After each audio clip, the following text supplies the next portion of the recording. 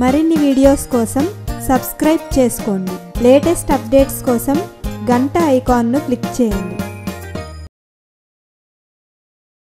ఒకరోజు ఒక రైతు తన పొలంలోని పంటలను పండించేందుకు నీటి కోసం ప్రయత్నిస్తూ ఉంటాడు. కానీ అతనికి నీరు అందుబాటులో ఉండదు.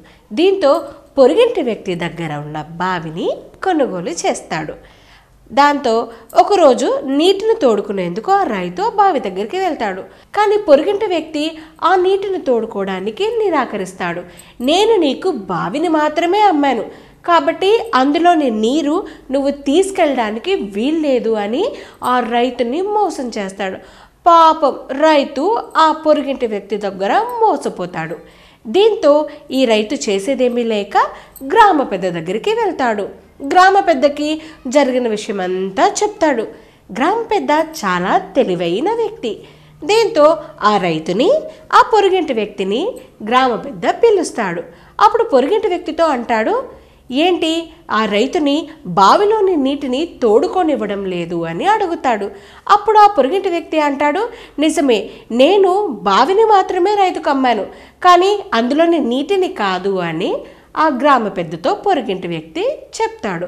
దీంతో గ్రామ పెద్ద తన తెలివితేటలను ఉపయోగించి ఇలా అంటాడు, సరే, మరి ఈ బావిని రైతుకు నువ్వు అమ్మావు కదా, ఇందులో నీరు నీది, అందుకని ఈ బావిలో ఈ నీరు ఉండకూడదు, వెంటనే ఈ నీటినన్నిటినీ యూజ్ చేసుకోవాలి అని గ్రామ పెద్ద తెలివిగా సమాధానం చెప్తాడు. అప్పుడు ఏం చేయాలో అర్థం కాక పొరుగింటి వ్యక్తి మోహన్ తేలేస్తాడు.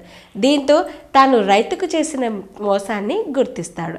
అప్పుడు ఆ రైతుకి క్షమాపణ చెప్పి అందులోని నీటిని వాడుకోమని అక్కడి నుంచి ఆ పొరుగింటి వ్యక్తి వెళ్ళిపోతాడు. ఈ కథ ద్వారా మీకు అర్థమైన నీతేంటి పిల్లలు? మనం ఎదుటి వారిని మోసం చేయడం చాలా తప్పు. ఒకవేళ మనం మోసం చేసినా దాని ప్రతిఫలం తప్పక మీరు అనుభవిస్తారు. మీకు ఈ వీడియో నచ్చినట్లయితే లైక్ బటన్ని క్లిక్ చేయండి. అలాగే మీ అభిప్రాయాలను కామెంట్ బాక్స్లో రాయండి.